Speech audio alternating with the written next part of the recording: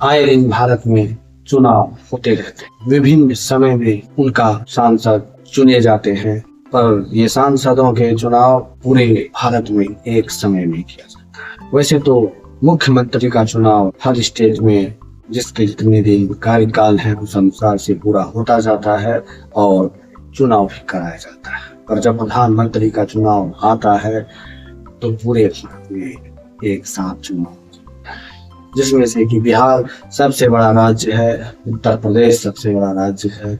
और बिहार की अगर बात करें तो बिहार में 543 सीट में से करीब से लगभग 40 से 40 सीट भी बिहार से दिया जाता है प्रधानमंत्री मनोनीत होने के।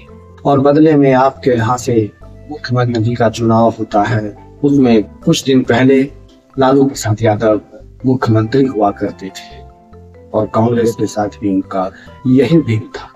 फिर लालू और नीतीश के बीच में जब मतभेद हुआ तो नीतीश जी ने भाजपा के साथ मिलकर वही काम किया जो लालू जी वर्षों से करते आ रहे थे। अगर हम बात करें लालू राज की और नीतीश राज की तो थोड़ा सा अंतर हो जाता है दोनों के राज्य में। और अगर बात करें दोनों के राज्य में दोनों की मंशा का तो लगभग बराबर है। लालू जी भी यहाँ से सांसद जिताते रहे, उसके बदले में कांग्रेस ने इन्हें मुख्यमंत्री का पद दे रखा था।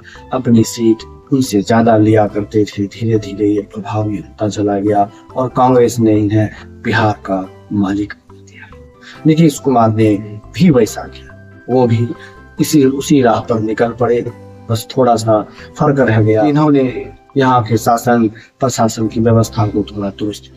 और अगर बिहार की तरक्की की बात करें तो दोनों में से किसी ने कुछ भी नहीं किया, सौदा किया। और बिहार की जनता कभी जाति के नाम पर तो कभी नीतीश कुमार के नाम पर तो कभी लालू के डर से नीतीश को, कभी नीतीश के डर से लालू यादव को वोट करते रहे। इसी दुविधा से बाहर निकलने के लिए अगर कोई सोच भी ले तो उनके पास कोई विकल्प नहीं कि आखिर हम जाएं तो जाएं किस।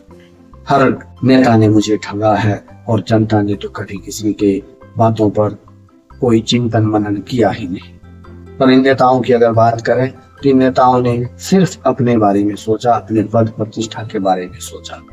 पर इनको वोट देने वाले जनता ने सिर्फ इनके बारे में सोचा, कभी जाति के नाम पर तो कभी भाईचारे के नाम पर एक दूसरे को वोट करते रहे। और बीच में कभी लालू यादव राज करते रहे, कभी नीतीश कुमार करते रहे। और आज तो ये हालत हो गई कि नीतीश कुमार चाहे पार्टी किसी की भी हो, पद इन्हीं की होनी चाहिए। इस कमिटमेंट में ये चल रहे हैं, चाहे बिहार का विकास हो या अथवा ना हो। जब जब नेता जनता के पास वोट मांगने जाते हैं, कभी नाली के नाम पर, कभी पुल पुलिया के नाम पर, कभी सड़क के नाम पर वोट करते थे। कुछ जगहों में वोट कुछ जगहों में पुल पुलिया को बनाया भी जाता है, कुछ जगहों में आज तक नहीं बन पाया और भविष्य में भी नहीं बन पाएगा। ये अनुमान हम लगा सकते हैं क्योंकि इसमें जनता जागरूक नहीं है। इसी सोए जनता को जगाने के लिए प्रशांत किशोर जी एक मुहिम लेकर आगे बढ़ रहे हैं और इनका सीधे अर्थों में दो शब्द कहना है कि वोट आप हमें मत करिए।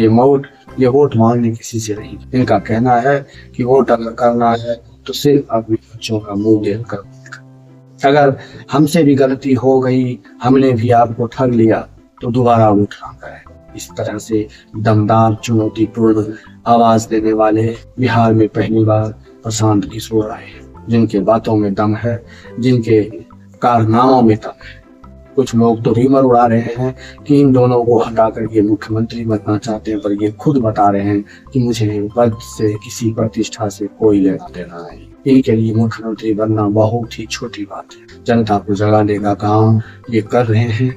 आशा करता हूँ हमारी जनता के कानों में ये बातें, इनकी बातें जाएंगी और लगभग कुछ न कुछ जो है जगने का काम करेंगे। क्योंकि ये नेता जब आते हैं तो ये इन जनता को बड़े अच्छे से बेवकूफ बनाते हैं। अगर वो जनता बिहार के किसी को अनूप कोने पे गए हैं तो उस जगह का नाम लेकर कहते हैं कि वहाँ की महान जनता, आपके चरणों में मेरा सर नतमस्तक है, आपके चरणों में मेरा प्रणाम है। इतना सुनते ही ये भावुक बेचारी जनता बौखला कर किसी के भी कहने पर वोट कर देते हैं। इन्हें ना अपने बारे में ख्याल है, ना अपने बच्चों के बारे में ख्याल है। और फिर वही नेता इनको कई सालों तक लपेटते रहते। पहले वो प्रणाम करने आते हैं, सर झुकाने आते हैं, फिर 5 साल तक जनता इनके दरबार में दरबारी करते रहते हैं। इन्हीं का वोट लेकर वो एसी में रहते हैं और लग्जरियस जीवन जीते हैं। और प्यारी भोली भाली सी जनता जो कि इनके नजरों में महान जनता है, इसमें ना तो जनता का हालत सुधर आता है, हाँ इनसे दिए गए वोट को उन नेता का हालत तो सुधर ही जाता है। बिहार को कई वर्षों से नेताओं ने ठगा है। ना केंद्र ने कभी इनके बारे में सोचा है, ना बिहार के नेता ने बिहार के बारे में सोचा है। सिर्फ गोल गोल बातें करते हुए, अपना पद प्रतिष्ठा को देखते हुए अपना जीवन निर्वाह किया है। तो एक नई उम्मीद की किरण लेकर प्रशांत किशोर बिहार में आ रहे हैं। इनसे एक उम्मीद की जा सकती है, क्योंकि ये उसका गारंटी भी दे रहे हैं और जो हकीकत है वो बातें आपके सामने रख रहे हैं। अगर आपको लगे ये झूठ है तो फिर प्रशांत किशोर भी आपके काबिल नहीं है।